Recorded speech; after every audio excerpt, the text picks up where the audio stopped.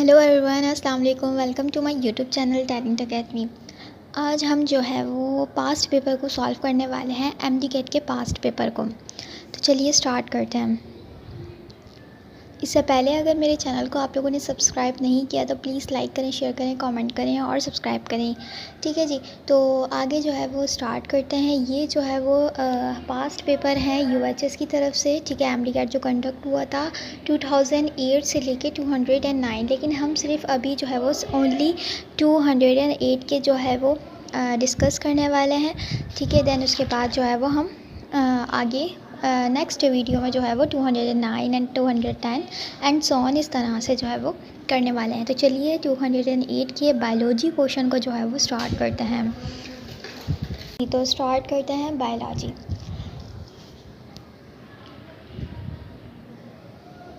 Which of the following receptors produce sensation of pain? अब इनमें से कौन सा रिसेप्टर है जो कि पेन करता है किसको? सेंसेशन ऑफ पेन को। ठीक है जी। तो सेंसेशन ऑफ पेन के लिए जो रिसेप्टर होता है हमने जो है वो उसको टिक आउट करना है। आई होप आप लोग जो है वो टिक कर चुके होंगे या सोच चुके होंगे अपने माइंड में। तो मैं बताती हूँ इसका आंसर क्या है जी। तो नेक्स्ट वन जो है वो हमारे पास क्या है? व्हेन योर फिंगर जो है वो accidentally gets caught in a door the pain message is send to your brain through dash. तो इसका मतलब ये है कि अगर एक्सीडेंटली जो है आपकी फिंगर अगर डोर के अंदर जो है वो आ जाती है तो आपको जो पेन फील होगा अपनी फिंगर के अंदर, वो जो है मैसेज ब्रेन तक किस तरह जाता है कि ब्रेन तक किस तरह जाता है? तो वो हमारे पास इस थ्रू जाता है सेंसरी रिसेप्टर के थ्रू। ठीक है जी। तो हमारी फिंगर क्या है? वो रैप किस पर हुई हुई? स्किन पर रैप हुई हुई। स्किन क्या है हमारे पास? Sense organ. तो सेंस ऑर्गन से इन्फॉर्मेशन ब्रेन तक जाने के लिए कौन सा रूट होता है? वो सेंसरी रिसेप्टर होता है। अगर आपको ये बात समझ नहीं आ रही तो पहले आपको नर्वस कोऑर्डिनेशन चैप्टर पढ़ना पड़ेगा, जो कि मेरे चैप्टर पर ऑलरेडी अपलोडेड है, तो आप वहाँ से जो है वो देख सकते हो। नेक्स्ट वन है हमारे पास neck has dash type of joint. Neck के पास कौन सा जॉइंट होता है? ऑब्वियसली कौन सा? हिंग जॉइंट यहाँ पर होता है। ठीक है जी। तो आगे चलते हैं। End product of haemoglobin breaks down is. End product क्या होता है हीमोग्लोबिन का? ये फोर्थ ऑप्शन है। तो आप वीडियो को यहाँ पर पॉज भी कर सकते हो और सही ऑप्शन को जो है वो टिक आउट भी कर सकते हैं। तो इसका आंसर मैं बताने लगी हूँ। वो आंसर क्या है? बी ऑप्शन, बिलिरुबिन कहलाता है। नेक्स्ट हमारे पास in what direction can DNA जो हमारे पास पॉलीमरेज होता है work when catalysing the addition of the nucleotide monomers to build a strand of DNA. यानी कि यहाँ पर कहना चाह रहे हैं कि जो हमारे पास डीएनए का स्ट्रैंड बनता है, जब बिल्ड हो रहा होता है, तो किस तरीके से जो है या फिर किस तरह वर्क करता है डीएनए पॉलीमरेज किन डायरेक्शन में करता है। तो आपको इस सारे ऑप्शन को बहुत ध्यान से अंडरस्टैंड जो है वो करना पड़ेगा। एक दफ़ा और पढ़ लेते हैं। इन व्हाट डायरेक्शन, किस डायरेक्शन के अंदर कैन डीएनए पॉलीमरेज वर्क, किस डायरेक्शन के अंदर डीएनए पॉलीमरेज वर्क करेगा? when catalyzing the addition of nucleotide monomer. यानी कि जब हम कैटालाइज करेंगे, किसको करेंगे? न्यूक्लियोटाइड की एडिशन को, न्यूक्लियोटाइड के मोनोमर्स की एडिशन को, to build a new strand.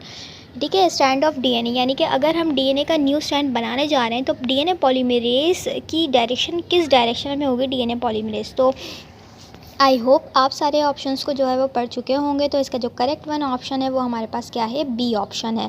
ठीक है जी। From the replication centre into direction. ठीक है, कॉल्ड दी रेप्लिकेशन फॉर कहलाता है। Which bond is the potential source of chemical energy for cellular activities. यानी कि सेल की एक्टिविटीज़ के अंदर केमिकल एनर्जी के अंदर जो है वो केमिकल एनर्जी जो हमारे पास होती है, इनमें से कौन सा बॉन्ड है जो ये पोटेंशियल सोर्स रखता है?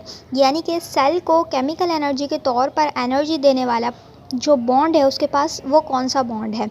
तो वो हमारे पास कार्बन नाइट्रोजन का होगा, कार्बन ऑक्सीजन का होगा, कार्बन हाइड्रोजन का एंड कार्बन हाइड्रोजन, ऑक्सीजन और हाइड्रोजन का होगा। तो आई होप आप अपना अच्छा ऑप्शन जो है वो टिक आउट कर चुके होंगे। तो मैं बताने लगी हूँ इसका जो आंसर है वो हमारे पास क्या है? ए ऑप्शन, यानी कि कार्बन नाइट्रोजन का जो बॉन्ड हमारे पास होता है। तो चलिए स्टार्ट करते हैं आगे 157 को। ठीक है जी। तो 157 के अंदर हमारे पास क्या कह रहे हैं कि the sharks and rays are include in class. Sharks और रेज किसके अंदर जो है वो हमारे पास इंक्लूड होती हैं? तो हमारे पास क्या क्या है? साइक्लोस्टोमेटा है, कॉन्ड्रोथाइस है, ऑस्टियोथाइस और टेट्रापोड्स हैं। ठीक है जी। तो शार्क्स और रेज ये हमारे पास क्या है? फिशेस हैं। अब आपको दो ऑप्शन में से जो है वो टिक आउट करना चाहिए। तो 2 ऑप्शन मैं आपको बता देती हूँ, ऑस्ट्रिक्टाइस और कॉन्ट्रैक्टाइस, ठीक है। ये ऑप्शन है आपके पास, क्योंकि देखें साइक्लोस्टोम तो बिल्कुल भी नहीं हो सकते। शार्क्स और रेज आपको पता है गोल मुँह वाली नहीं होती, तो साइक्लोस्टोमेटा वही फिशेज़ होती हैं जिसके गोल मुँह होता है आगे, जिसके पास जॉज विदाउट टीथ वो वाली जो फिशेस होती हैं वो हमारे पास शार्क्स और रेज नहीं होती। तो ये वाला ए ऑप्शन तो कट गया, ठीक है जी, एलिमिनेट हो गया। और टेट्रापोड्स तो बिल्कुल भी नहीं है। 4 पैडल जो होते हैं जो हमारे पास, ये तो बिल्कुल भी नहीं हो सकता। तो फिशेस जो है वो हमारे पास स्पाइसेस के अंदर आती हैं, टेट्रापोड्स एक अलग क्लास होती है। तो आपको ऑस्ट्रिक्टाइस और कॉन्ट्रैक्टाइस में से जो है वो अच्छा सा ऑप्शन जो है वो टिक आउट कर लेना है। आप यहाँ पर वीडियो को पॉज कर लें। आई होप आप जो है वो टिक आउट कर चुके होंगे। तो मेरा जो ऑप्शन है, जो राइट वन ऑप्शन है, वो हमारे पास कौन सा होता है, कॉन्ट्रैक्टाइस, जो कि हमारे पास कार्टिलेजिनियस जो है वो फिशेस होती हैं। आई होप आपको जो है वो अच्छे से समझ आ रहा होगा।